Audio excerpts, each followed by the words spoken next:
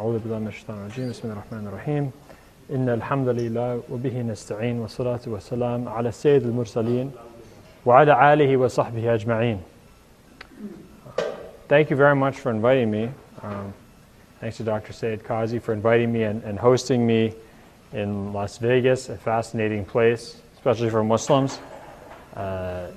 Seems to be, I've heard of Muslims in Las Vegas, now I've seen them, and so far everyone's been extremely nice and hospitable.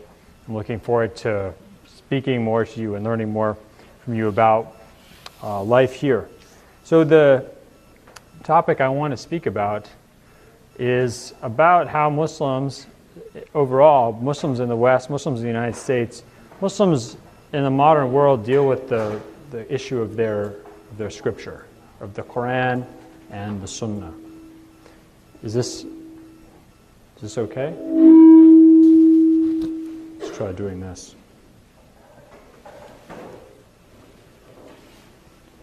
Okay, how's that? Good? Okay, excellent. I don't mind just talking really loud, so it depends. I'm used to shouting in my classes. We have a room this big, and I talk just for an hour and a half in a loud voice. So it's up to you. It doesn't bother me. You don't have to turn it on if you don't want. Anyway, I'll leave you to determine this stuff, and I'll just keep talking, and if it sounds terrible, well, it's not my fault. So, first I would like to ask, this is an interesting question. How many of you remove your shoes when you walk into your house?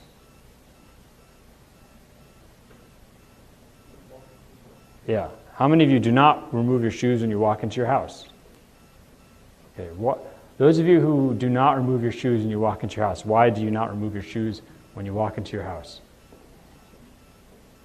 I don't have a carpet, so I can walk in with my shoes on.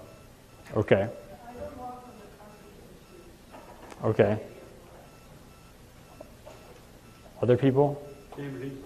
Same reason. Okay. Interesting. Well, I have a question. In general, in the United States, do people remove their shoes when they go into houses or not? No. Why don't they? Not part of the culture. Yeah, it's not part of the culture. It's actually a really stupid thing to do, to walk into your house with your shoes on. It's very silly. I mean, why would you walk outside in mud and dirt and all sorts of other things? And even if you don't consider, dog poop or anything like that to be particularly disgusting, which most people do just because it smells awful, but it also has religious significance for some people. Even if you don't consider these things to be particularly dirty and unhealthy, you're still increasing the costs of cleaning your carpets or even your floors, actually. So it doesn't, even if you don't have a carpet, you're still getting your floor dirty. And you have to wipe the floor or something, or somebody does it. So it's unnecessary. I find it interesting. And yet people not only wear their shoes inside, but may find it unusual and maybe a little bit off-putting to go into a house or a place where they have to remove their shoes. You can imagine people's, maybe some average Joe American being a little bit annoyed by the fact that he or she has to remove his or her shoes when they go into a house or something like that, or a mosque. And certainly this is something that is noted as being kind of exotic or unusual.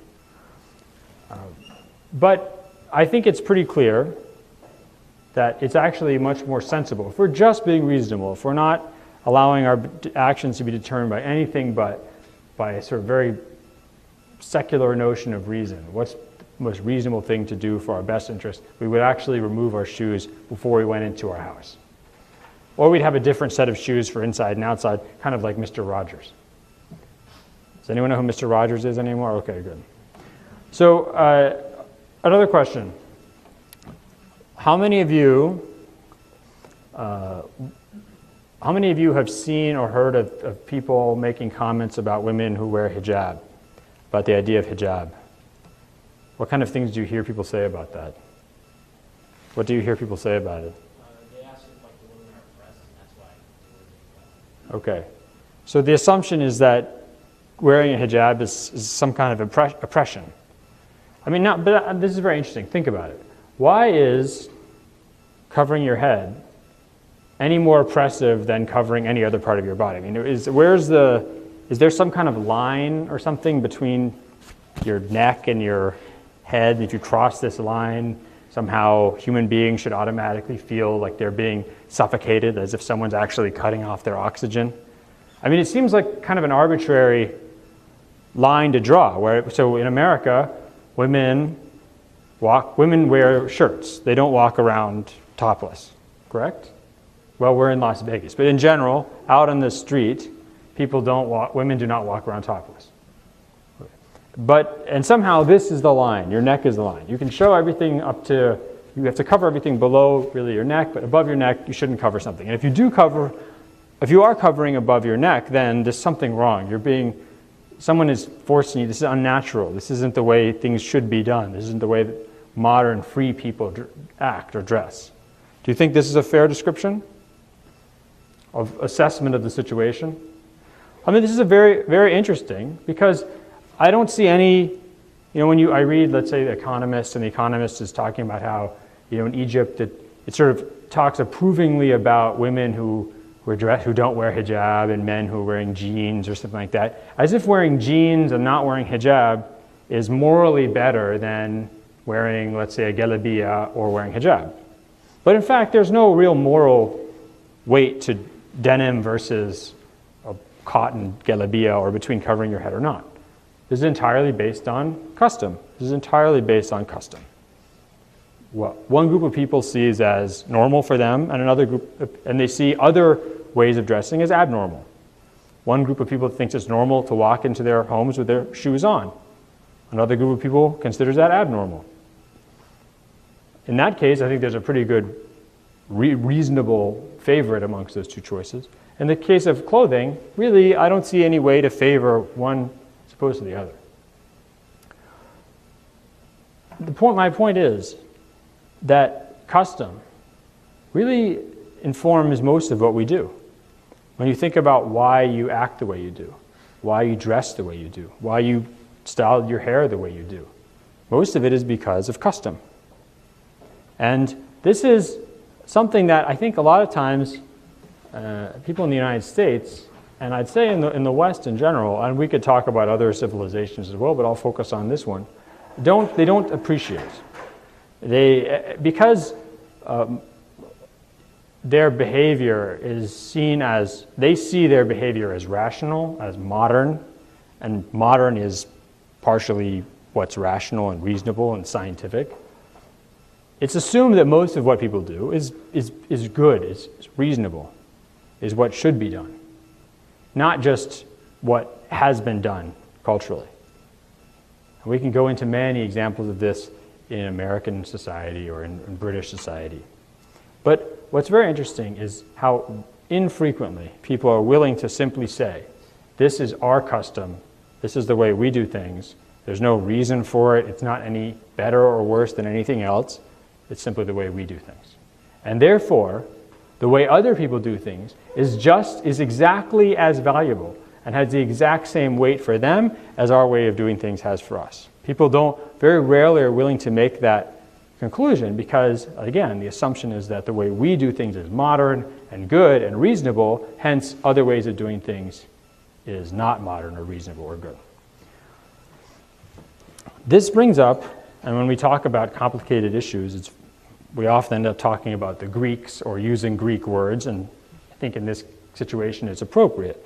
The division that the ancient Greeks made between nomos, N-O-M-O-S, nomos, and phusos or physos, depending on how you read it, P-H-Y-S-I-S, physis. You may know where this word, we have words that come from this, words like physics.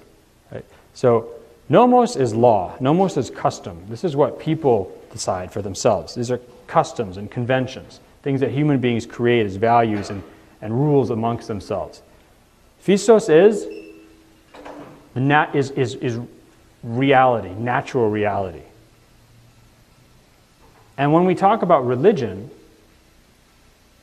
or when we talk about sort of right and wrong in the absolute sense, what we're saying is that there is a notion of right and a notion of wrong. Rules that exist separate from human beings. That even if human beings got together and decided, let's say, that murder is right, murder would still be wrong. So Physos is the idea that there is something out there separate from us that's real, that exists apart from us, and that will always be the case. Absolute right and wrong. Like the rules of nature. Okay?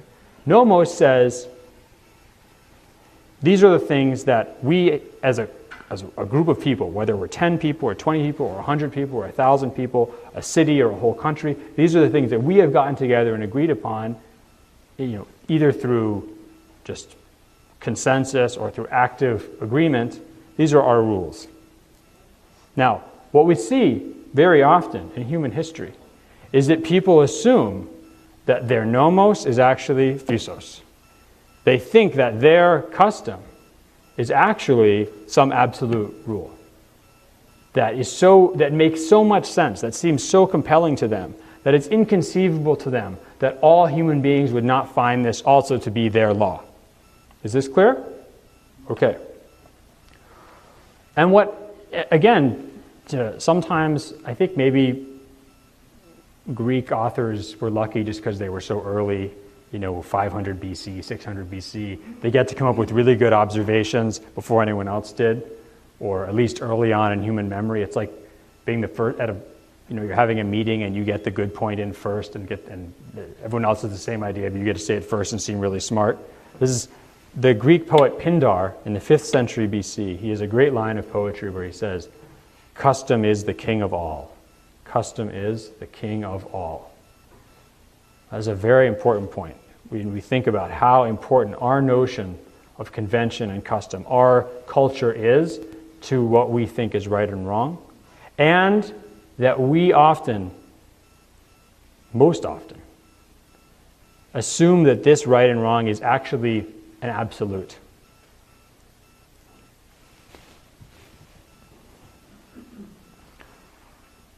Interestingly, Muslims also came to this realization.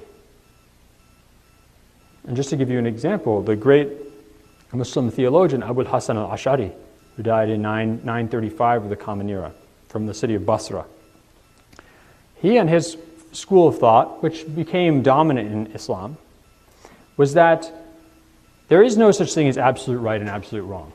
Human beings, we can't sit and come up with some rules for absolute right and absolute wrong. Our reason can't create that.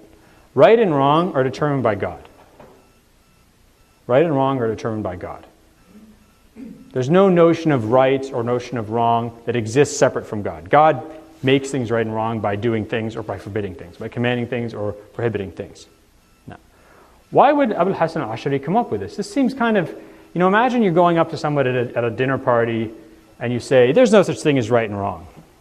And they say, how can you say that? That's so messed up. How can you say that? Are you saying that, are you saying it's okay to go out and just beat up someone in the street? Or are you saying it's okay to go and the things like committing rape and all these things? Are you saying these are right? Or these aren't wrong? There's just no such thing as right and wrong? Why would someone come up with this conclusion? Well, in this case, it's very interesting that the fact that Muslims by the 900s of the Common Era were spread all the way from Spain to India. And they could see on their travels, Muslim scholars could see how different local customs were.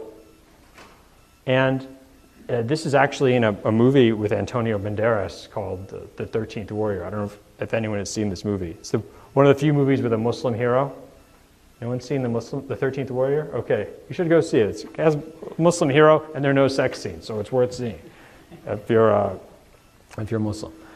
Anyway, there's things in this movie and you think this is just Hollywood. Actually, it's based on, part of the movie is based on the memoirs of a Muslim traveler who was the ambassador from the Abbasid Caliph in Baghdad he was supposed to go to meet basically the Tatars on the Volga River in southern Russia. He didn't actually arrive there.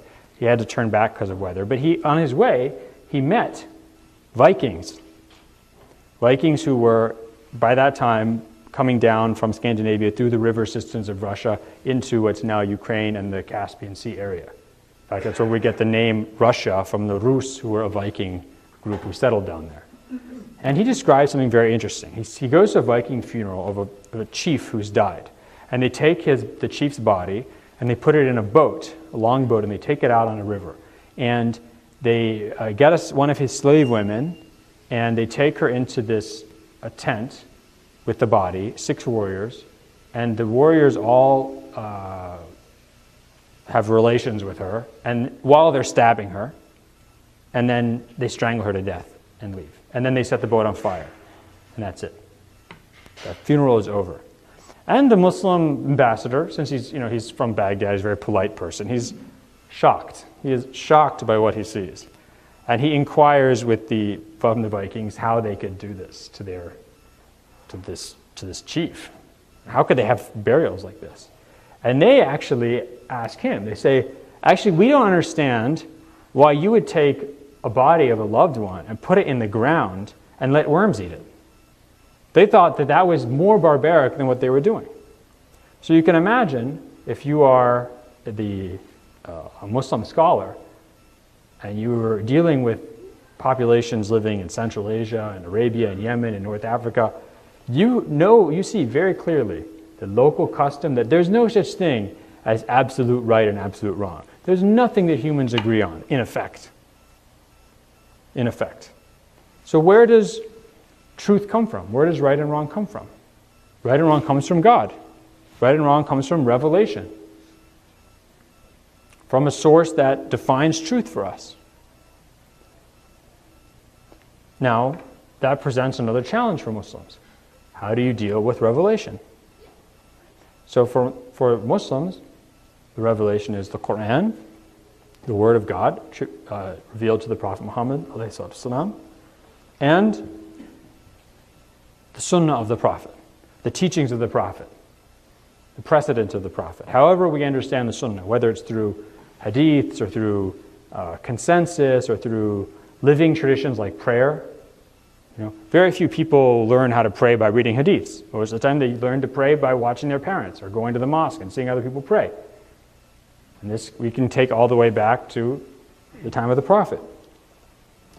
So, if we've decided that people are really governed by custom, and that they can think that their custom is so true that everybody else in the world must understand that this is the right way to live, we can say that. And then we can add to that our realization based on the Viking funeral incident that in fact, that's not the case. That in fact, people can be extremely attached and believe that something is completely correct and have another person believe that that thing is absolutely repulsive beyond belief. And these two groups can view each other's customs in exactly the same way. Now, we can then say, thank God that God has sent down revelation that gives human beings rules that they all have to follow if they believe in God and they believe in the Prophet. They have a source of truth that is transcendent, that comes from above. But still hasn't answered the question of how we understand these two sources of revelation. How do we derive laws from them? The Quran doesn't have laws for every single thing. Here's the section about how you wake up in the morning. Here's a section about how you get dressed. Here's a section about how you dry your hair. That's not in the Quran. The Sunnah of the Prophet has many details, but still has to be read and interpreted. You have many hadiths that seem to contradict each other, or a hadith that's general and another hadith that's specific, or a hadith that's said earlier in the Prophet's career and then he changes the ruling later on. Hadith that adjusts something in the Quran, or a hadith that changes a Quranic ruling. There's all sorts of instances. So, when Muslim scholars looked at the sources of revelation, they dealt with two issues. One, reliability, and two, interpretation and ambiguity. Now, when we talk about reliability with the Quran is historically certain. Okay? The Quran is massively transmitted to the point that there's no reason for anybody to doubt the authenticity of any verse. And just in case, and you probably don't know this because you don't read obscure Islamic studies journals, but there was a page from a mushaf. It was found in Yemen in 1979. And underneath the writing is a page of an earlier mushaf from the time of Uthman ibn Affan, the time of the Caliph Uthman. It's been carbon dated, and there's high percentage chance that it comes actually from around 650, when the Quran as we know it was compiled by Uthman. This page is a pre-Uthmanic Quran page. This comes from before the Uthmanic Mus'haf. Now, scholars have now uncovered the writing underneath it using ultraviolet light. And guess what? It's really no different than the Uthmanic Mus'haf. The difference between it and the Uthmanic Mus'haf is no different than the difference between the different 7 readings of the Quran that are accepted as canonical by all Muslims. So, just another piece of evidence that really, when you're talking about the Quran, there's no reason, whether you're Muslim or non-Muslim, to question the intactness of this document. You might not believe it's revelation, but it comes from the time of the Prophet, and there's no other Quran. There's no other version of the Quran. It was earlier, and someone hid it, and there's a big conspiracy to have some non-original version of the Quran. Now, the Quran is still subject to interpretation, and there are many verses of the Quran that are not clear in what they mean legally. So, we still have the challenge of interpretation. We'll leave that for a second and talk about hadiths. Hadiths are units that tell us what the sunnah is of the Prophet. Kind of little units that if you put them together in the proper way, you get a representation of the sunnah, the Prophet's precedent overall. Unlike the Quran, the hadiths have not been recorded reliably from the time of the Prophet. This is not earth-shattering information for any of you. The first people to realize that hadiths were being made up were Muslims in the generation after the death of the Prophet, when they started seeing people making things up about the Prophet. And they had to come up with some kind of science for trying to sort out reliable hadiths from unreliable ones. And like the Quran, with hadiths, you also have the challenge of interpretation. So with the Quran, you just have to deal with how do you interpret it. With hadiths, you have to deal with figuring out, is this something the Prophet really said? And then you have to figure out how to interpret it. You have to figure out how different hadiths fit together with one another, and you have to figure out how they fit together with the Quran. With the Quran, you have to figure out how the different verses fit together, and you have to figure out how they fit together with the hadith. So this is the great challenge that Muslim scholars have faced. Now, getting back to the issue of custom, right and wrong, plausible and implausible. Because custom doesn't just tell us what is right and wrong, it also tells us what's possible or impossible for us. If you're living in tropical India in the year 1500, and someone comes and tells you, I just saw something really interesting. Did you know that water, when it gets to a certain temperature, becomes hard, and you can ski on it and skate on it, build houses out of it? Did you know that? And the person says, that's absolutely ridiculous. I can't, this is insane. This is the most ridiculous thing I've ever heard of in my life. That person goes a few hundred miles to the north or to the south, and they may, or climbs a high mountain, they may in fact see water that's become hard. Someone comes and says, did you know that human beings are able to go to the moon and come back? They actually go and walk around on the moon. Someone 100 years ago or 200 years ago would say, that's ridiculous. That's impossible. But now it's quite possible. So notions of what's possible and impossible, plausible and implausible, are also determined by our own specific conventions, our own understanding of the world. So how do this presents a great challenge when we're trying to authenticate hadiths. We've decided that many of the things we hear attributed to the Prophet may be unreliable, they may be made up. The problem is, how do we know which ones are authentic and which ones aren't? if someone comes and tells you, I saw a herd of elephants flying around in the air in downtown Las Vegas, you probably would not believe them, right? Because elephants don't fly. And there are no elephants in Las Vegas, as far as I know, except there is all these circuses. Now, what if someone comes and tells you that, I read in this book that the author published 10 years ago, the author predicted everything that's going to happen in the next 10 years, and everything has been right. They predicted that there's going to be a man named Barack Obama, and he's going to win the presidential election in 2008, et cetera, et cetera. Would you believe this person? I'm just wondering. No, you wouldn't, because guess what? People don't know the future, unfortunately. Otherwise, I'd make a lot more money.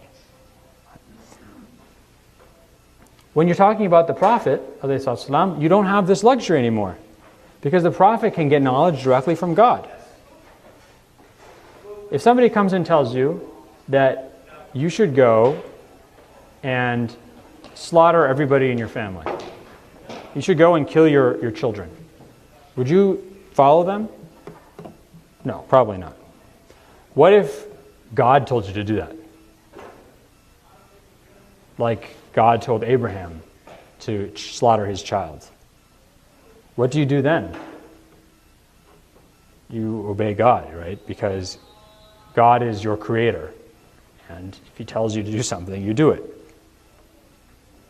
Now you have hadiths. And the Prophet is God's messenger. And the Prophet tells you something. And there's a report that says something about what's right and what's wrong. And it seems odd to you. What do? This is a big problem, because normally if some person comes up to you on the street and tells you to do something that you don't find really convincing, you just tell them, sorry, I'm not going to follow you. Or you don't believe a story they tell you. What happens if it's the Prophet of God telling you? He knows better than you. So now you have a problem. How do you determine what can be attributed to the Prophet authentically and what isn't, when two of the methods we use to decide if stories are reliable or unreliable, things like anachronism, things like impossibility, things like things being morally unusual to us, these don't apply anymore. Because the Prophet knows more than you on all these accounts. So Sunni Muslims and Shiite Muslims actually came up with methods of looking at the transmitters and the chains of transmission for these reports to see, can we accurately trace this back to the Prophet? They tried to take their reason, their brains out of the equation, because reason, your minds, aren't able to judge a greater mind, a greater source of truth. But don't worry, I'm not going to talk to you about isnads. You won't be bored with this topic. Instead, what I'm going to talk about is, what do Muslim scholars do when they come across hadiths that seem unusual to them? First, someone actually asked a really interesting question, which I wanted to comment on, which is, basically, can people function without revelation? Yes, human beings can function fine without revelation. If you could have a community that, there's lots of human communities the Quran speaks about that are ala fatratin min rusulin, right? They live in a time between prophets, when the message of one prophet has basically disappeared and no other prophet has come. So they live, or they live at the tail end of one prophet's message. They have no clear revealed law anymore. And those people can live fine, they just live based on custom, which is a perfectly acceptable way for human beings to organize their lives. The problem is when you say that custom is absolute right, and knows right absolutely and wrong absolutely, and that custom is so correct and so true, in fact, that other people also have to follow that custom. That's when that custom becomes overweening in its claims to truth. Now, Islamic law, the Sharia tradition, recognizes the importance of custom.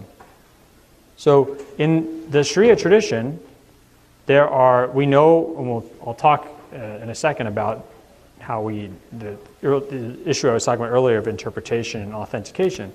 But, for example, in Islamic law, you have principles like, let's say, marriage is, when a man and a woman agree on a certain, to become a man and wife, and the man gives the woman some mahr, and the woman becomes the man's wife. This is basically kind of and there's some kind of witnessing or recognition by the society. This is basically the skeleton of nikah. Now, how much that mahr is determined by custom. When the mahr is paid is determined by custom. You can pay the mahr, you have to pay it to the woman before you get married, or you can say, I'll pay you some of it now and some of it later, or you can say, I'll pay all of it later, or you can say, it's going to be this tiny amount of money, or it has to be a big amount of money. This is all based on custom. Right? What makes someone, if someone wants to be a witness to the marriage, what makes them a reliable witness? Reliability is based on custom. Right? Notions like muru'ah, which is virtue, someone's virtuous character, even in Islamic law it's defined as التخلق بخلق الأمثال في المكان والزمان, which is acting with the ethics of other people like you in your particular time and place. So if you have akhlaq in, let's say, India is different than akhlaq in Egypt, which is different from akhlaq in Turkey, which is different from akhlaq in Britain. If in some parts of the Muslim world, if you eat in the market, or if you walk around with your head uncovered, even if you're a man, this is very rude. Other parts of the Muslim world, they don't care if you eat in the market or if you walk around with your head uncovered. So this Islamic law actually this is just one example of custom, the importance of custom. In 3 of the 4 Sunni schools of law, people who are buying and selling things, they can cancel or annul a transaction until they've parted company. So let's say I buy something from you. Until we part company, I can say, no, actually I changed my mind, I don't want to buy this. Or you can say, I changed my mind, I don't want to sell this to you. Until we part company, then the deal is final. Unless there's some kind of agreement of a guarantee or something like that, or conditions. But what does parting company mean? Does it mean, what if, I walk into your shop and then I leave your shop? Is that parting company? What happens if we're in a market and I walk around the market and even though I leave your stall, I'm still in the market? Or is it the end of the day? These are all determined by custom. So Islamic law isn't about taking some really strict notion of revelation, just going and stamping it on all these different places.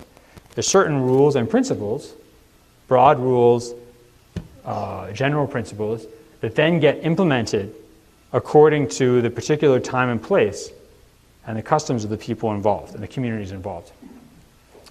So, going back to the question of interpretation, I talked a little bit about how Muslim scholars tried to authenticate hadiths.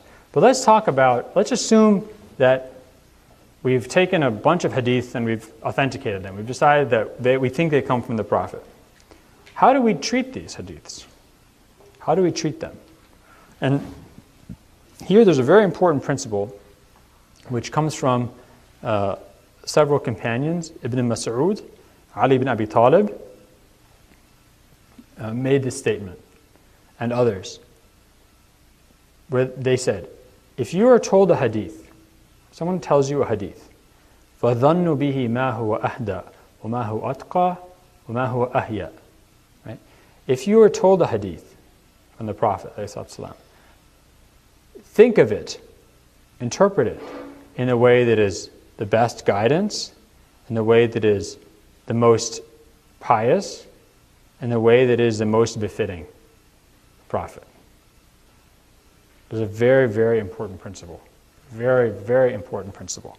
And it's in fact the principle on which Islamic science of deriving laws and values, theological principles, everything, beliefs, from the Quran and Sunnah of the Prophet. The Quran is a book that consists of verses, individual sentences and clauses and paragraphs and chapters, units that are put together in a whole. The Sunnah of the Prophet is similarly, if you think about it being represented by collections of hadith, which isn't the only way we can think about the sunnah of the Prophet, but is an important way, then it's also individual statements, things about that the Prophet said, things that the Prophet did, observations of his character, observations of his actions. Individual units. And what Muslim scholars did over centuries, and beginning immediately after the death of the Prophet ﷺ, was to look at this message as a whole, the teachings of Islam, and derive principles from it, important principles. Some of them are explicitly stated, like لا تزر وازرة وزر أخرى. No bearer of burdens bears the burdens of another. Somebody cannot be punished for something that somebody else did. An important principle. Other times, they derive these principles from looking at a collection of hadiths, looking at the Prophet's life overall. So they decided by the 1100s of the Common Era, they had a principle called At-Tahara al-Adami, or At-Tahara al-Adamiyya, which is human purity. Namely, that a human body, human beings are pure. They're not filthy. Like if a human being's saliva or a human being's tears can never be najis, can never be impure. Like if you shake someone's hand, their body isn't impure. It doesn't cause you to lose your wudu. Even if they're an unbeliever, even if they're idol worshiper, it doesn't matter. How did they decide this? Because looking at the Prophet's life, they saw him interacting with his relatives like Abu Talib, interacting with his enemies when they came on delegations, interacting with Christian delegations from Ethiopia, interacting with Christian delegations from Najran, and allowing them to go into the mosque and to do their prayers, and not having the mosque cleaned or anything like that. He's always interacting with people, and they didn't see him treating his touching or kissing or anything like that of someone who was not Muslim as somehow dirtying him.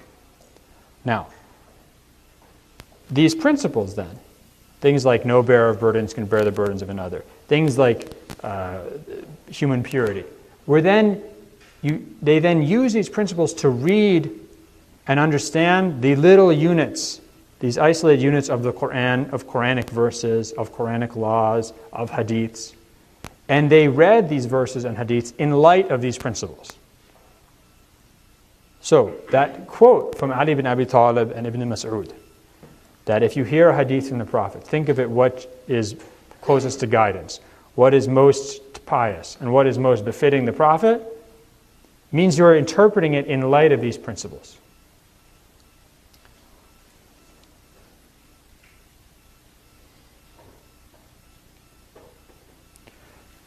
Just to give you an example, relating directly to this question of human purity, the Quran says, إِنَّمَا الْمُشْرِكُونَ نَجَسٌ. Mushriks, polytheists, are but impure. They're najis. This seems really clear. And then it says, and this will be there, and after this year, do not let them enter the sacred mosque again. That's the verse of the Quran. This seems very clear to me. I mean, you read this and it seems to say, polytheists are najis. Like, for example, pigs are najis, or dog saliva is najis.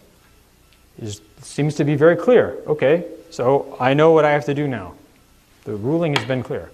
As I said before, this is not how Muslim scholars understood this verse, because they knew from their understanding of the Prophet's sunnah, from the Quran overall, that this could not be interpreted literally, because literally its meaning was contradicted by the Prophet's overall sunnah.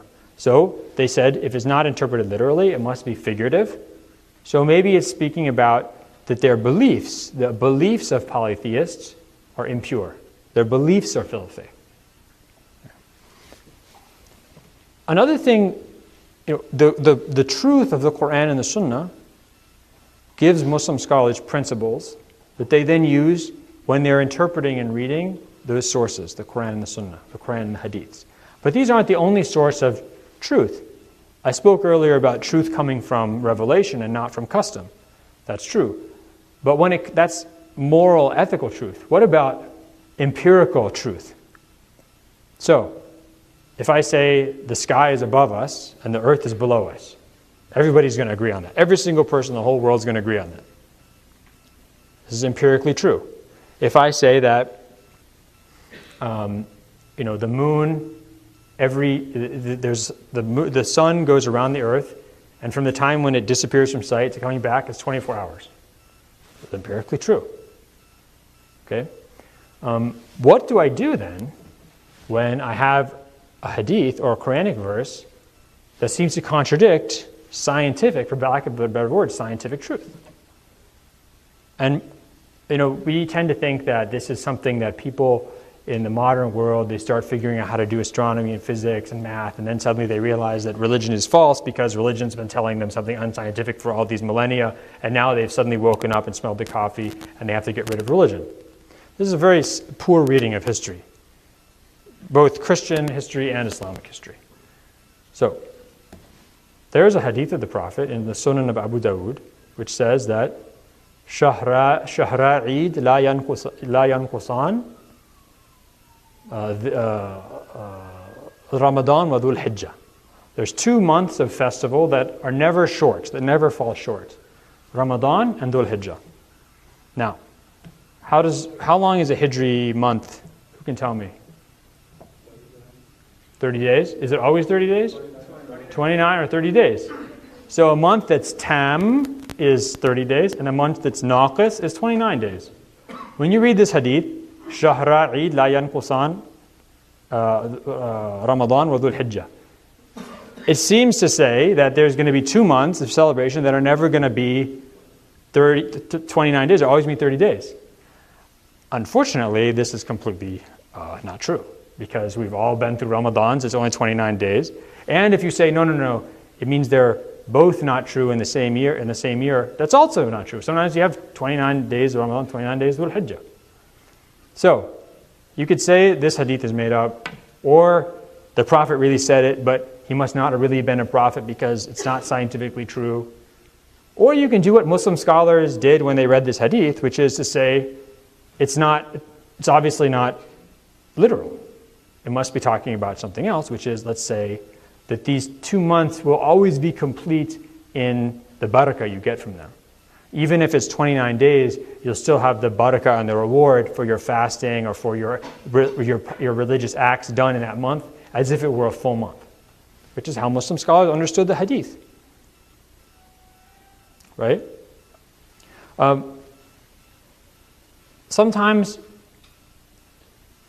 so just to review, the moral, ethical, legal teachings or messages of specific verses of the Quran and hadiths are read through the lens of the principles, the overarching principles that the Quran and the Sunnah teach us. The Quran and the Sunnah are also read against the other ayat that God has given us, which are the ayat al-kawn, the signs of the physical world. You read these two together. So, if you believe that the sun goes around the earth, because if you look and you sit up and you lie down and you spend 24 hours looking up at the sky, what are you going to see? You're going to see the sun and the moon going around the earth. Seems pretty reasonable. So when the Quran says the sun and the moon, kullun yajri ila ajalin musamma, each one of them seems to run on its own path. That makes total sense. They look like they're going around like this. And all that I can see, even if it's a clear sky, I sit around, lie down enough, I can see even the planets going around the earth, Venus and Mars and everything else. The stars rotating around like this. Everything's rotating around the earth. Let's say then you build some telescope or you have enough astronomical observation that you decide, actually, that's not true. Everything in the solar system is going around the sun. Oh no, now my religion has been destroyed. The holy book has been proven false. Is that what you do? Or you simply say, this verse must not be understood in that way. I've chosen to understand it in a certain way because I believed that the physical world worked in one way. I've now found empirical evidence that it works in another way, so I'll simply interpret the verse differently. Maybe it means that the sun and the moon each survive a certain they will exist for a certain amount of time, or that the sun will exist for a certain amount of time and then it will die out or become a supernova or whatever happens to stars when they reach the end of their lives. There's any number of ways we can interpret these things.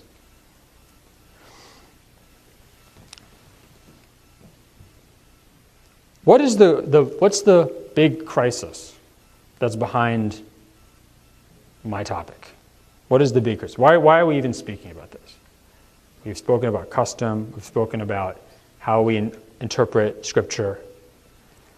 Because Muslims, since they encountered the force of modernity, since they encountered countries that appeared suddenly from the seas, from across the seas, with military power, with political organization, with social organization, with a command of science and knowledge that simply overwhelmed completely anybody else. Since Muslims came across this civilization, they haven't known what to do about their religion because they believed that they had the truth. They believed the truth was encapsulated in the Quran and the Sunnah, in the revelation of the Prophet. But now they find other people who don't believe in that. In fact, they make fun of that religion, and yet they're the most powerful ones. They're the ones who control knowledge. They're the ones who control almost the forces of nature. Their social organization, their values seem so attractive, so true. You want to dress like them. You want to act like them. You want to have your facial hair like them. You want to have your hair like them. You want to be like them because they're powerful, because they're advanced. And now you look at your holy book, you look at the things attributed to your prophet, and you sometimes think that they look silly. You sometimes think that they sound ridiculous, or that they teach things that are backwards, that don't go along with the nomos, the custom of this new world, a custom which must be true because it's the custom of those people who control everything now. And that's the big crisis, right?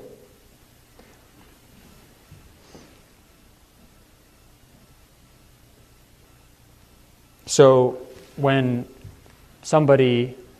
you hear certain hadiths or you read certain verses of the Quran, you think that you can't accept this anymore because it goes against the values of those societies. We have to remember two things. One, where do you get truth from? This is something I really think Muslims should ask themselves. Where do you get truth from? What is true for you, ultimately? Really, what is the truth for you? Is the truth God? Is the truth the message that God sent to the Prophet Muhammad ﷺ? Or is the truth the ways of the society in which you live? Is nomos really, like Pindar says, is custom really the king of all? Is custom really your king? This is something Muslims, I ask myself this, I think we should all ask ourselves this question. What ultimately is the source of truth for you? What ultimately is a source of morals for you? You can feel, and just as something, I was speaking to some other gentleman about yesterday, someone can come and tell you that the Prophet Muhammad ﷺ married a 9-year-old girl, and you can think that this is the worst thing you've ever heard. It can strike you like you've seen something so wrong happen that you're just disgusted inside. You can feel that way, and guess what? That doesn't mean anything. Because remember the example of the Viking funeral and the Muslim ambassador. He was repulsed by what they did in their funeral customs. They were repulsed by Muslim funeral customs. Repulsion, revulsion, feelings that things are deeply wrong doesn't mean anything morally. It doesn't mean anything in terms of truth. The fact of the matter is that feeling that you have doesn't mean that what the Prophet Muhammad did was wrong. It doesn't mean anything because other people in the world don't have that feeling at all. Other people in this society don't have that feeling. So we have to be very careful not to interpret this, even the deepest, most guttural revulsion as somehow being the truest reaction or the truest evaluation of something's moral character or moral nature. This is very important. And I ask you again, where do you get truth? Because if you believe that truth is embodied in revelation, and if you believe that Muslims The Quran is historically reliable, even if you're not Muslim. I think this is the conclusion you'd come to. If you want to talk about hadiths, we can sit and discuss till we're blue in the face whether or not hadiths are authentic or not. We can sit and have a long discussion about this. But I would tell you that our criterion, our measure for seeing if they are reliable or not, is not our reaction as modern Americans. It's not the feelings we have as people living in 21st century Las Vegas and whether we think something is right or wrong, because that has no moral worth. That does not have any weight for other societies, doesn't have any weight for other times and other places in history. And it certainly has no claim to some absolute truth, and has no power, has no right to overrule or to judge something that's attributed to the prophet of God. It's a very important principle. And it's not me giving some fire and brimstone lecture or saying that you have to do something because you're Muslim. Because you might have this reaction, and another person in another country who's not Muslim may find what this hadith says to be completely normal. So why is your reaction about this hadith being ridiculous and unacceptable? Why is your reaction any better than this other person's?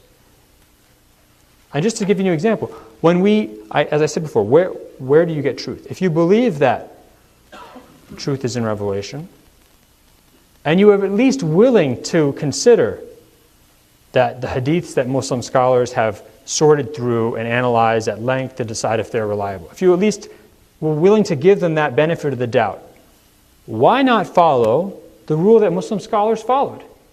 If you hear a hadith, think of it, what is most pious, what is closest to guidance, what is most fitting of the Prophet.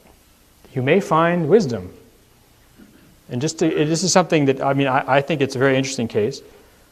You've all heard this hadith, it's in Sahih Bukhari and Sahih Muslim, of خُلِقَتَ الْمَرْأَةُ مِنْ ضِلْعٍ لَا تَسْتَقِيمُ عَلَى طَرِيقٍ لَا تَسْتَقِيمُ لَكَ عَلَى طَرِيقٍ. Okay? Women, and then there's different versions of the hadith after that, and I'll give you one version. Women are created from a rib, like a bent rib. Rib is crooked. And they will never straighten out for you. Speaking to a man, leka, they will never straighten out for you. If you enjoy them, if you want to enjoy them as they are crooked. If you break it, if you try to straighten them out, you break them. Now, when I first read this hadith, I thought, this is just very sexist. This is obviously made up, Arabs are sexist, and, Muslims are sexist, and everyone in the past is sexist, and so this came out of Arab Muslim people in the past who were sexist, and they made this up because they wanted a way to oppress women. That's what I thought. And I thought, this is really, I don't want to have to go and defend this hadith, and other people are going to come and tell me, how can Muslims believe this? And I'm willing to bet I'm not the only person who had this reaction.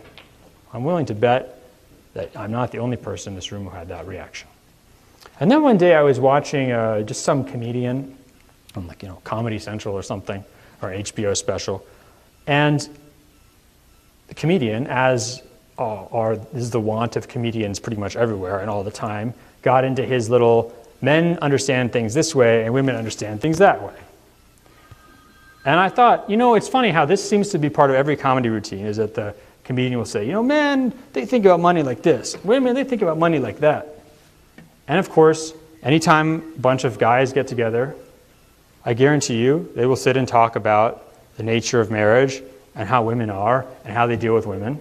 And I don't know, because I'm not a woman and I've never been able to sneak into any of these gatherings, but I assume that this may be the case as well with women. They sit around and talk about why are men like this, why are men like that. And there is a whole industry of books, very successful books, not only commercially, but also I think useful for people's lives, that tell men how to be better husbands by not always thinking like men, but instead seeing the world as women do. So men, and I'm not revealing any trade secrets here as a man, but men generally consider women to be irrational. They consider their brains to be not straight. And sometimes they do really stupid things, and they want really stupid things. This is, by the way, I have no trouble going to court and saying that I believe the majority of men think this. What is this hadith saying? It's saying women, men, from your perspective, men, women are crooked. You can sit around and try and straighten them out. You can sit and tell them, why aren't you more like me? Why don't you see the world the way I do? Or you can accept that that's the way they are, that they're different from men, and accommodate them and try and enjoy life with them in that way. Which is, as far as I can tell from these men are from Mars, women are from Venus books, as far as I can tell from reading these books, that's exactly what those books are always telling you, which is don't sit around and try and change your spouse or expect her to act like a man, and women don't expect your husband to act like a woman. Instead, you have to understand how these two genders generally view the world differently, and seeing that difference, accommodate it, and this enables you to live a happier, more peaceful, and more productive life. So suddenly I realized here I had been judging this hadith all the time, and in fact, it had been making a point not only that comedians make tons of money off constantly, practically their bread and butter, but also that the most respected relationship self-help books also teach you. Now, I'm not trying to say that this is a mu'jiza and we should believe in Islam because the Prophet predicted what men are from Mars, women are from Venus was going to say some 1400 years later. That's not what I'm arguing. What I'm simply arguing is, look how, in my own life, I look at how my reaction changed to this hadith. At first, I completely rejected it. And then later on, I saw that my rejection was simply based on an inflexible reading of the hadith, based on my own prejudices as a modern Western man who comes from a background of not being Muslim. Or maybe the background of a modern Western Muslim who's so overwhelmed, so intoxicated by the dominance of this nomos, of this culture, that I read everything in the past according to it, and that I allow its prejudices to rule me. So I'll leave you with the question, where do you get truth? And if you get it, if you claim to get it from Revelation, why are we, why are you, why am I, not more willing to follow that rule of Muslim scholars in the past and interpret that revelation in the way that is most pious, closest to guidance, and most befitting of the Prophet? Thank you. I'll answer any questions you have, if I can.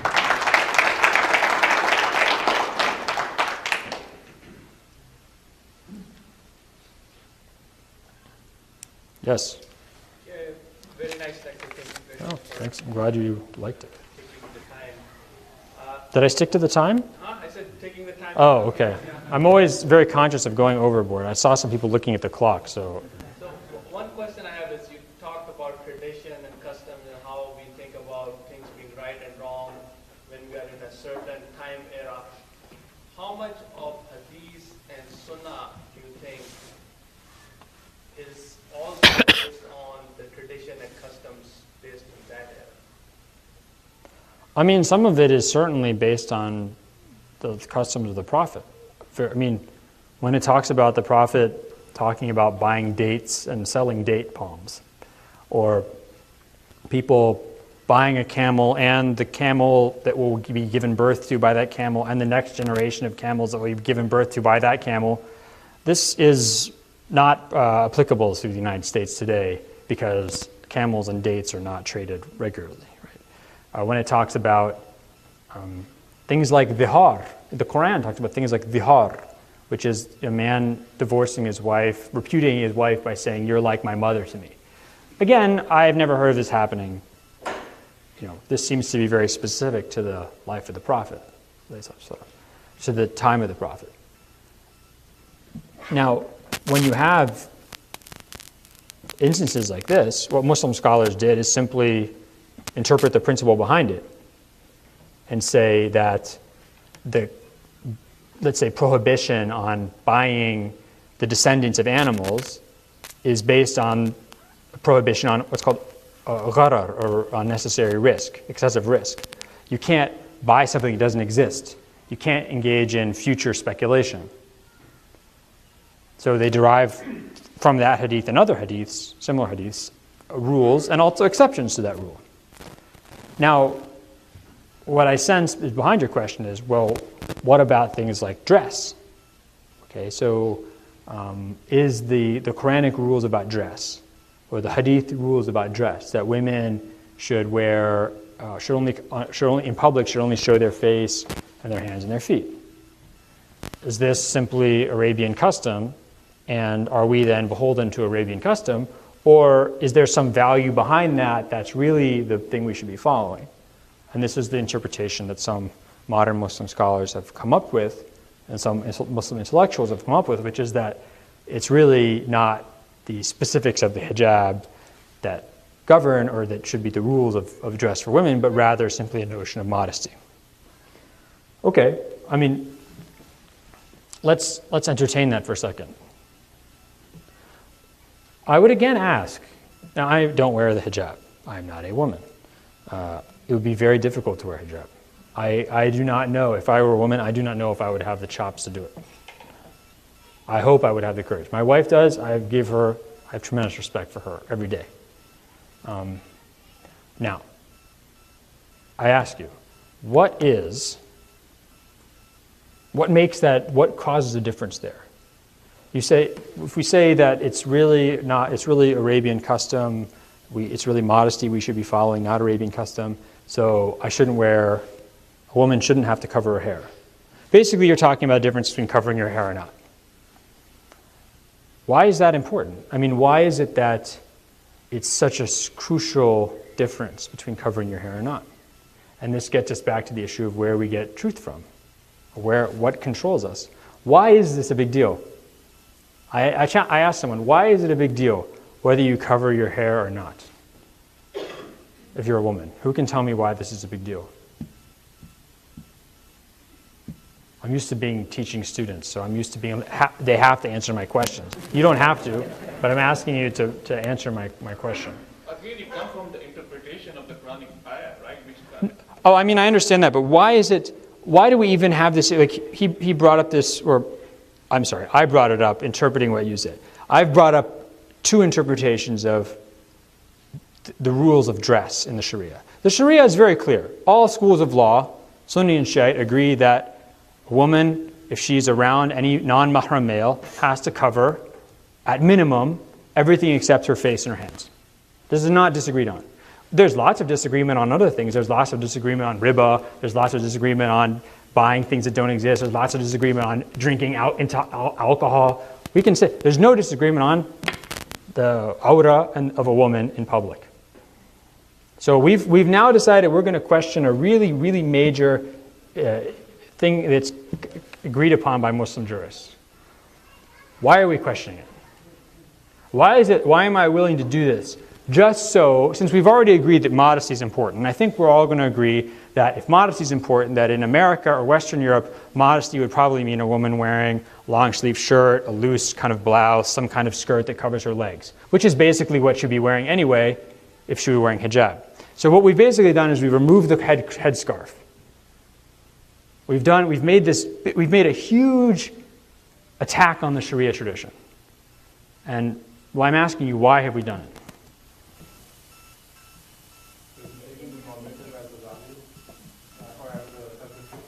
Yeah, what normative though? The normative of the dominant culture.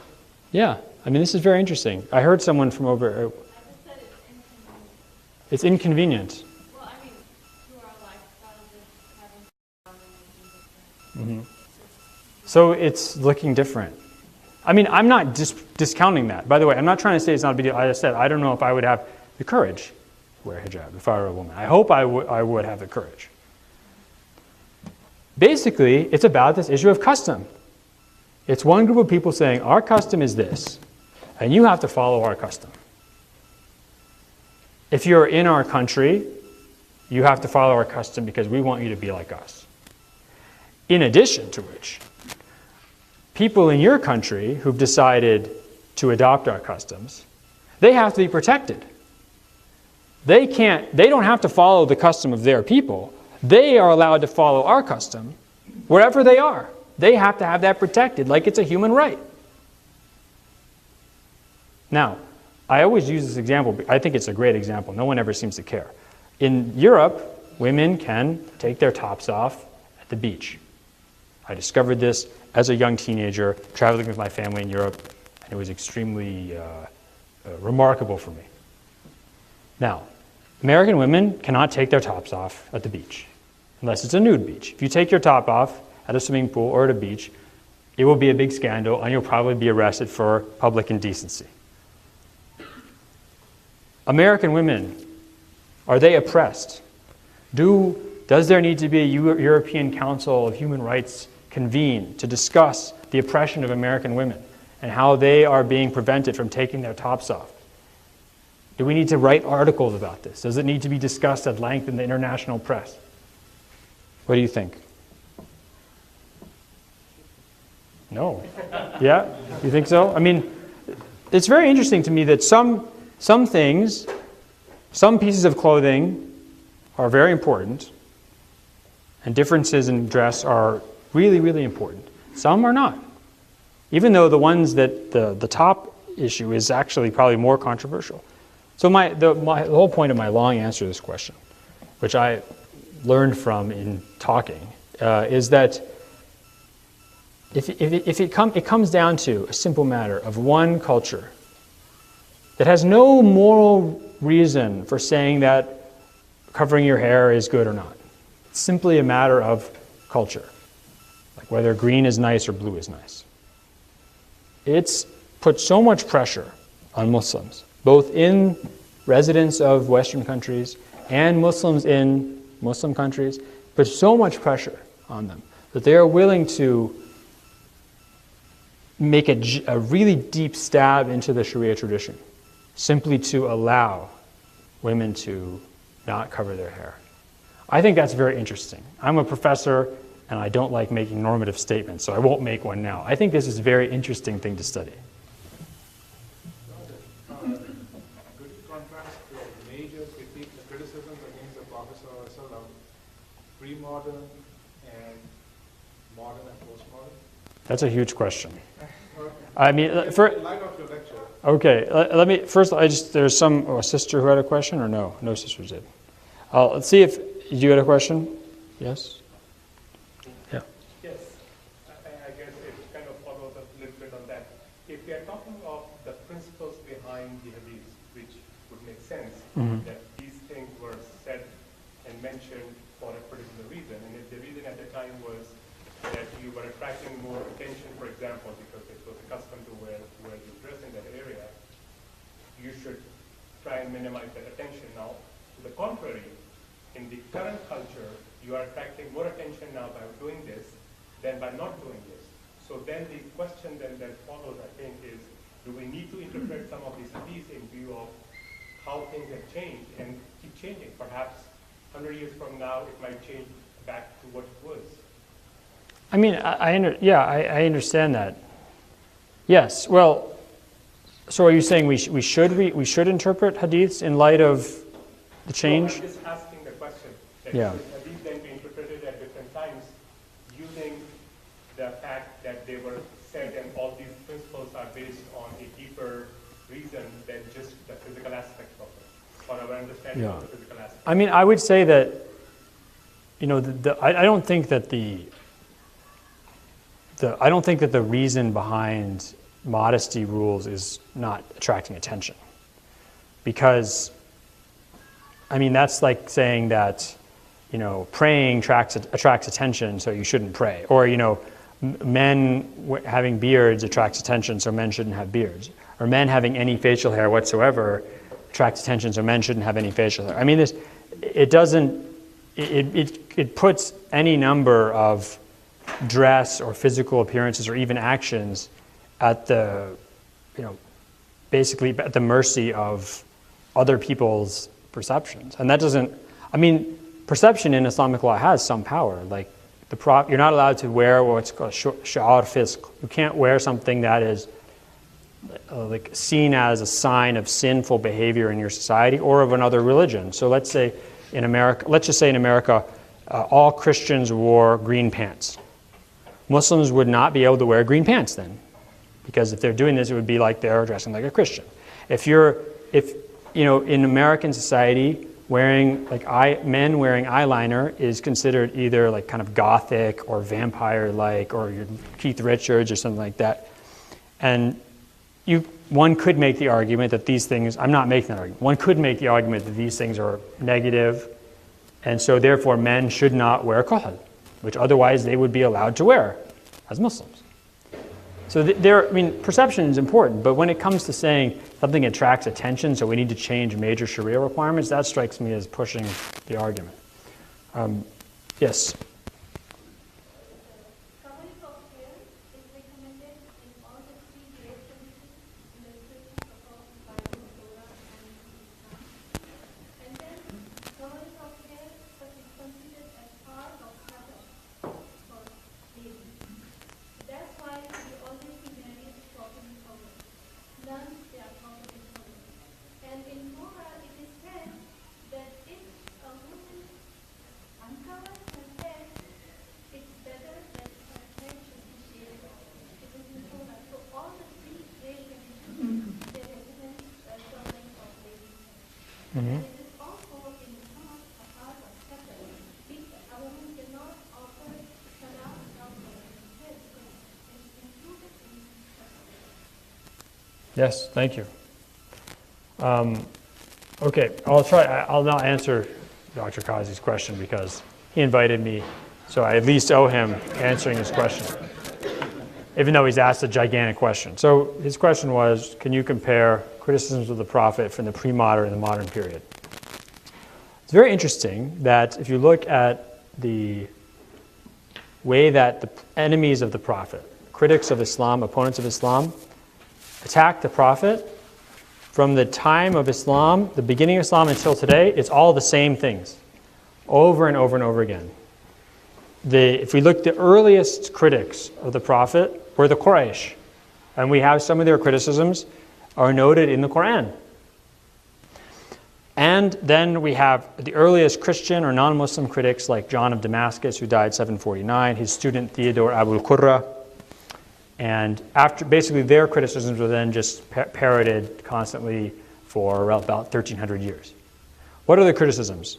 The Prophet is considered to be, the Prophet is violent. He's considered to be a warmonger who brings religion of the sword.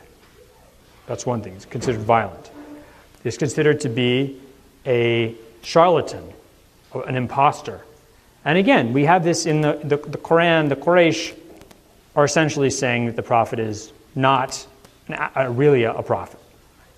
The Christian tradition and the enemy opponents of Islam from outside of the Islamic tradition constantly say the Prophet is an imposter who's making up Islam from a combination of Judaism and Christianity.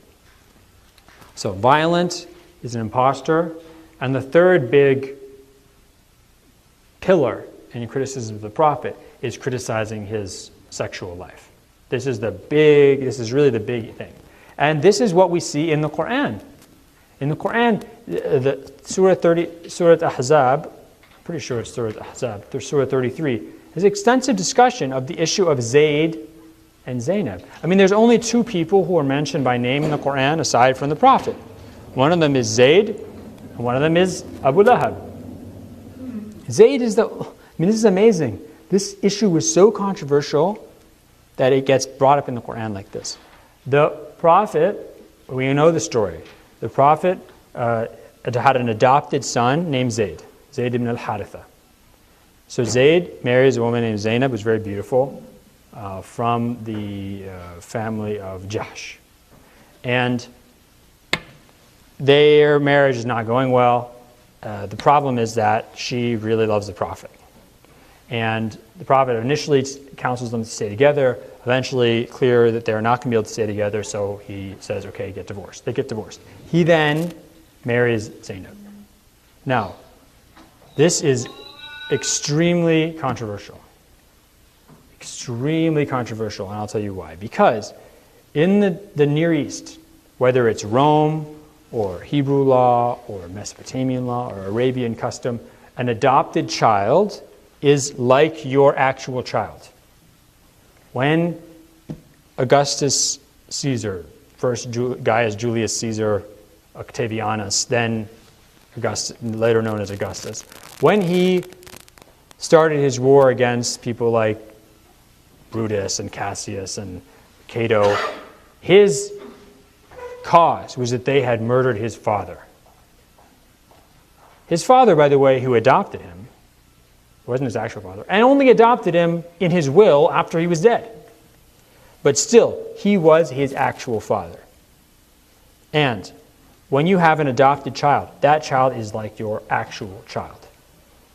So, in Hebrew law, in Arabian custom, you cannot marry, a father cannot marry the divorced wife of his son. And a son cannot marry the divorced wife of his father. This is like incest. And honestly, I've never really thought about this, but it doesn't really strike me as so horrible. When you say like marrying your sister, oh, that's wrong. Marrying your daughter, oh, that's messed up. Someone says a divorced wife of your father or your child, I'm not getting any strong reaction. It doesn't really do, But this caused a huge, strong reaction in the audience, the Prophet's community in Medina. So this is a great example of how custom is so different in different places. It was really like the equivalent of someone marrying like a 12-year-old girl today. So really that was that disgusting to people. And it was very controversial. The Prophet came under a lot of criticism. What does the Quran say? The Quran uses it as an instance to teach people about the real nature of adoption. To say, your adopted children are not your children. You can adopt them and take care of them, that's great, but they're never going to be your genetic children. They're never going to have that relationship to you that causes you to cringe when you think about marrying them or something, or marrying their widow, or their divorced wife. So the Quran instructs the Muslims. So this is very interesting. So the sex life of the Prophet becomes, even in his own lifetime, object of criticism. And the Zainab affair, throughout, if you were to try and count the number of times that first Arab, then Christian and Jewish Near Eastern, then later Western Christian, then later American and European, the number of times that they bring up the Zainab affair to accuse the Prophet of being lustful, of being so enslaved by desire that he actually used his fake religion to justify his marriage to Zainab. You would not be able to count all the times. It comes up so often. Now, what's very interesting is that nobody ever talks about his marriage to Aisha.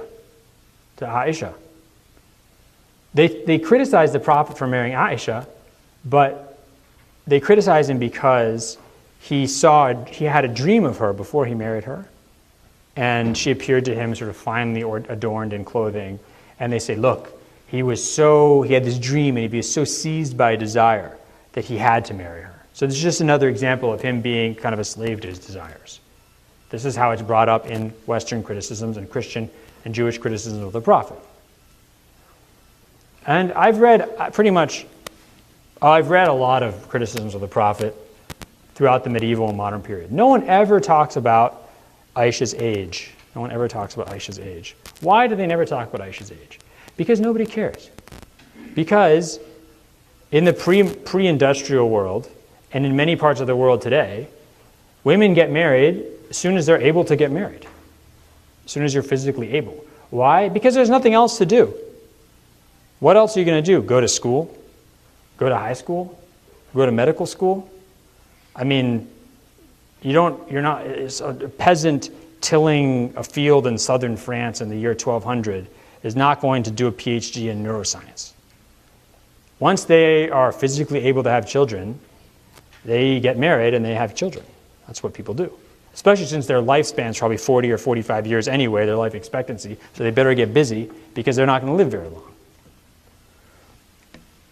It's only the first instance I've seen of someone criticizing the Prophet for marrying Aisha when she was 9 is in 1905, a book by a British Orientalist named David Margoliouth. And it's the first time he says this, that I've seen anyone mention this.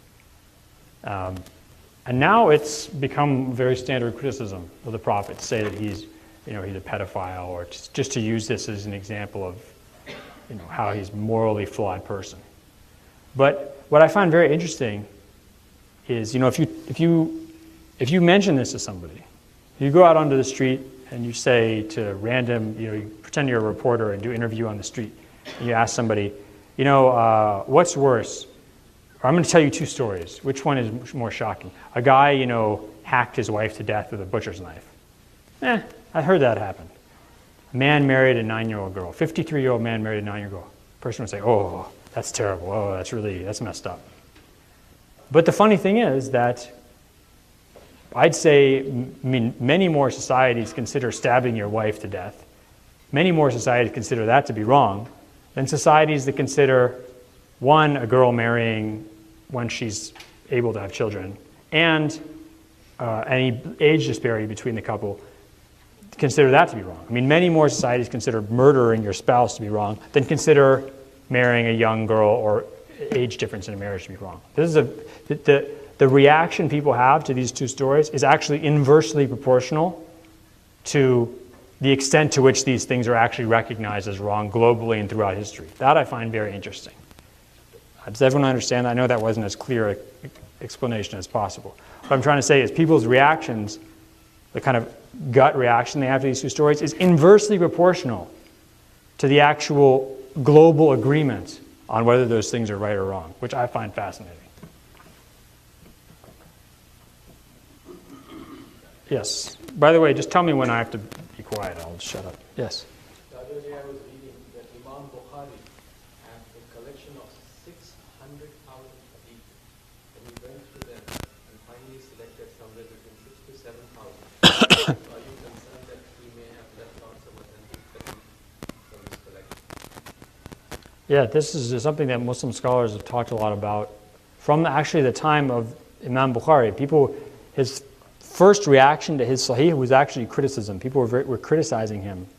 Sunnis were criticizing him because they thought that he was basically going to give the enemies of the Sunnis, he was going to give them a way to dismiss all the other hadiths because they would say, so you only these are authentic.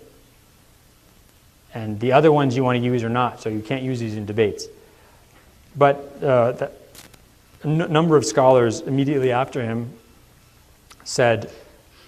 compiled collections of hadiths that they said were also sahih. So there's, in general, in Sunni Islam, there's no real concern that only the hadiths of Bukhari and Muslim are authentic.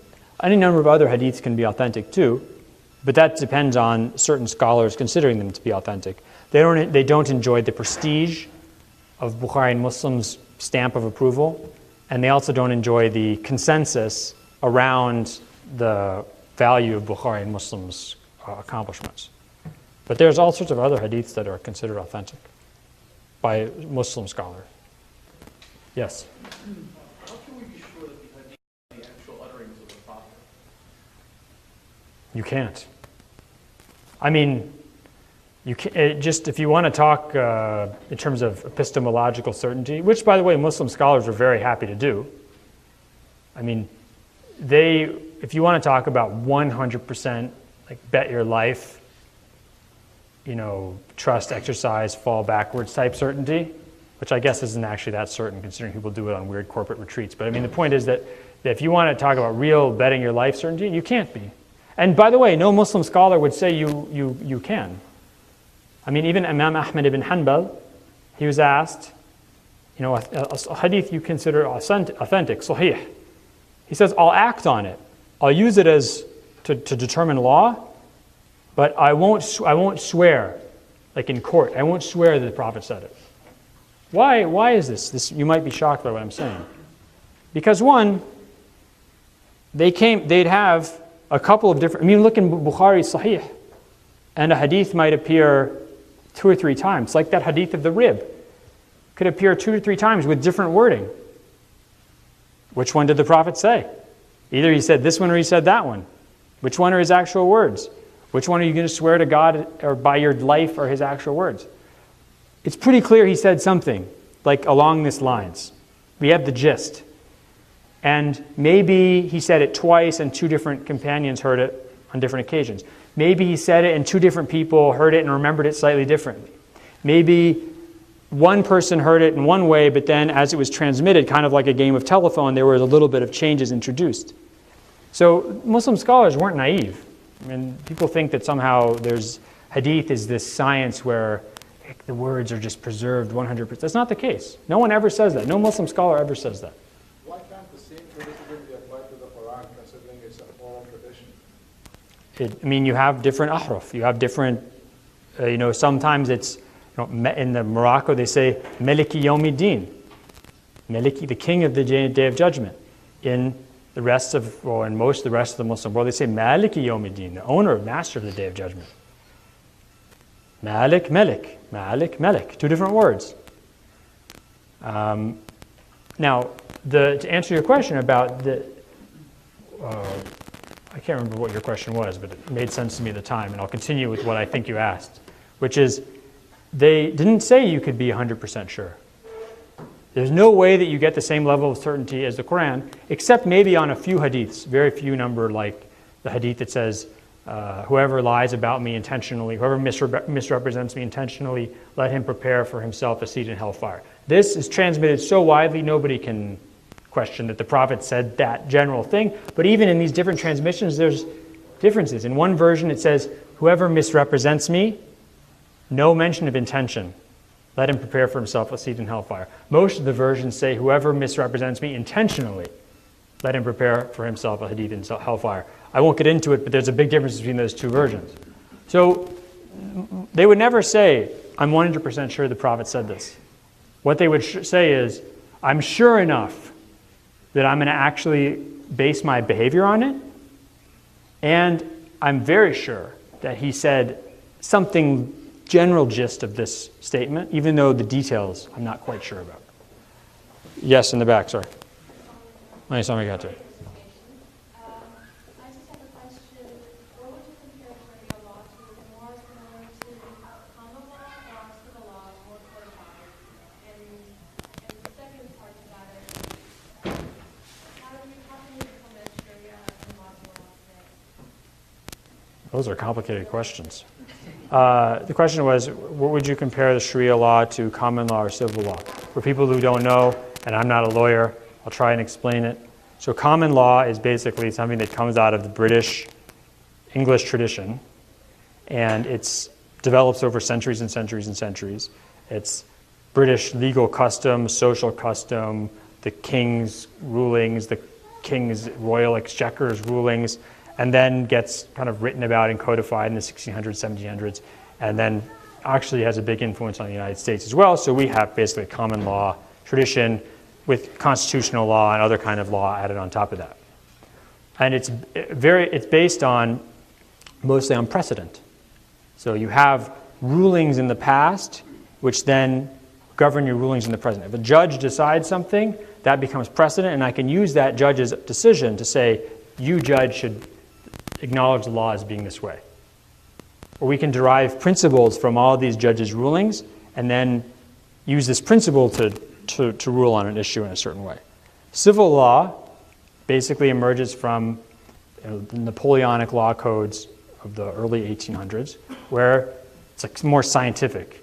Let's just sit down and come up with a ruling for everything. The ruling for murder is this. The ruling for stealing is that. The ruling for when you run over a guy's toe with your car is this. The ruling when you run over his whole leg is that. That's it. So what does a judge do? He just sits there. What's the case? Okay, go to the book. Here's the ruling. That's it. The Sharia is, as it's applied in courts, it's interesting. I mean, in theory, it's more similar to the civil law tradition because precedent doesn't have any meaning. I mean, it doesn't really matter what another Sharia court judge did, because his ruling is, in theory, just him going and getting the ruling of the Maliki school of law and applying it, right? In theory, a Sharia court judge, and this depends really on place and time.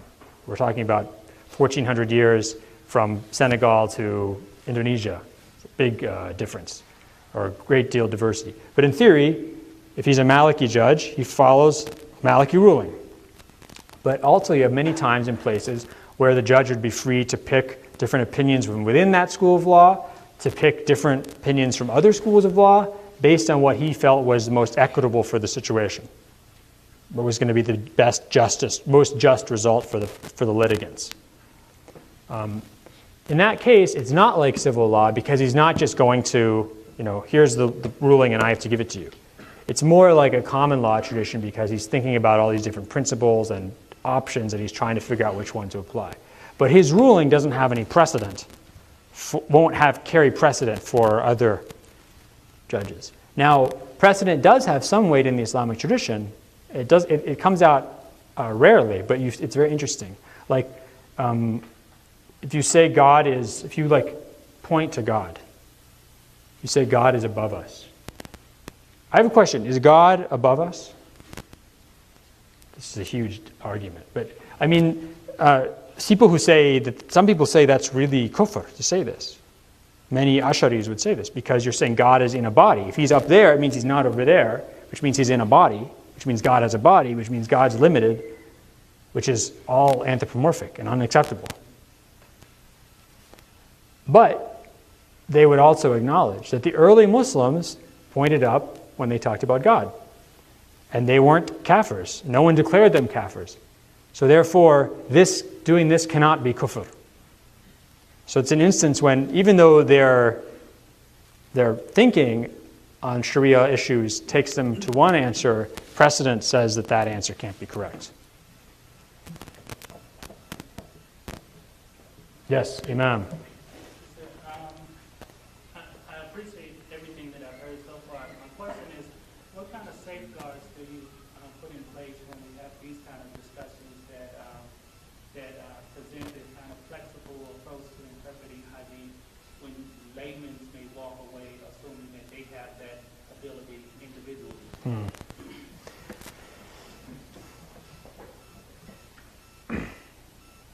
I mean, I'm not a mufti, but I would say what I would tell people is that, Islam is not some kind of cult. Okay, I mean, Islam is a religion that's based on proof. It's based on evidence and conviction. We follow the Quran because the Quran is historically intact, because God constantly tells us over and over again in the Quran, were you my student? Were you ever in my class? No, before you, in front of you. You, yeah. You look just like one of my students. I don't think he liked me very much, but I'm glad you're not him. The Quran says, "La taqfu ma laysa laka bihi ilmun." Don't follow what you have no knowledge of. The mistake that other communities always make is they start taking their speculations and their whims and their desires and they think this is truth. The Quran says, follow truth, haqq. So if somebody comes to you and says, I think you should do this, I think you should do that, you tell them, no, I don't take my knowledge about God and about worship and right and wrong from any source but God. If somebody comes up to you, Muslims are not, if you deny a hadith, even a hadith in Sahih Bukhari, if you deny that hadith, as far as I know, whether it's Ash'aris or Salafis or anybody, no one's going to say you're a kafir. They might say you're a heretic. They might say you're a sinner. They might say you're going astray. But you can't say they're not Muslim because they haven't denied anything that is epistemologically 100% true. If they say, I don't believe in the Quran, yeah, okay, they're not Muslim anymore. Say, I don't believe in this verse, I don't believe this verse is part of the Quran, okay, you're not Muslim anymore. There's all sorts of things you can do to not be Muslim. But saying, I don't believe that particular hadith, that's not going to make you not Muslim. So the reason I'm saying this is because we have to understand that when you're Muslim, it doesn't mean you're signing up for some cult where anytime somebody comes and tells you Islam says this, you have to agree with them. Or anytime someone comes up and shoves a hadith in your face, you have to submit to them and say, okay, I'll follow you. You do exactly what the early hadith scholars did, I think. This is what I would say.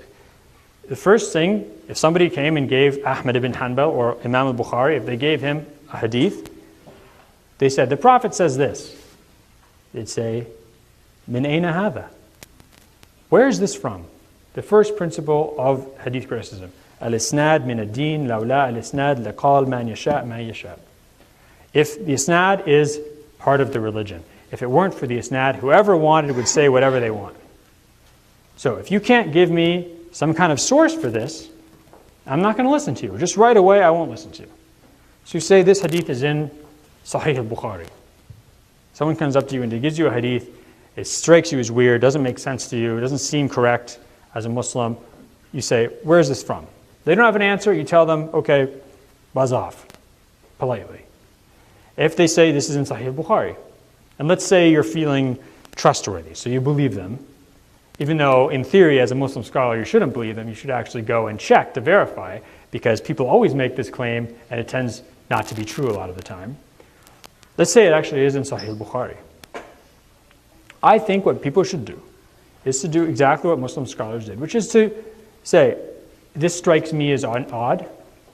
I find it problematic based on what I think Islam says, based on what I think God's teachings are.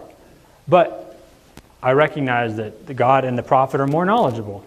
So I'm going to ask other people's opinions. I'm going to ask scholars. I'm going to read about this. I'm going to see someone who's more knowledgeable and see if they can explain this to me. Like I should have done about the rib hadith instead of sitting around and waiting until I caught an HBO special, which made me realize that this was actually not controversial at all.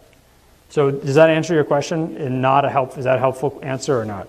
I think so. And I think my only reason for bringing it up is because that particular hadith that you mentioned about the rib and how you came to the conclusion, you may open the door for a layman to do that with any hadith. Yeah. You yourself are, a scholar of hadith. Well, I'm not a very good example to follow in life in general. But I mean, I would say that, first, to recap my answer, Islam is not a cult. You have to have evidence for the things you believe. And if you say, what's your evidence to somebody, you are being very Muslim. And hatul burhan in kuntum min as-sadiqin. Bring your proof if you are amongst those who tell the truth. This is a principle we know from the Quran.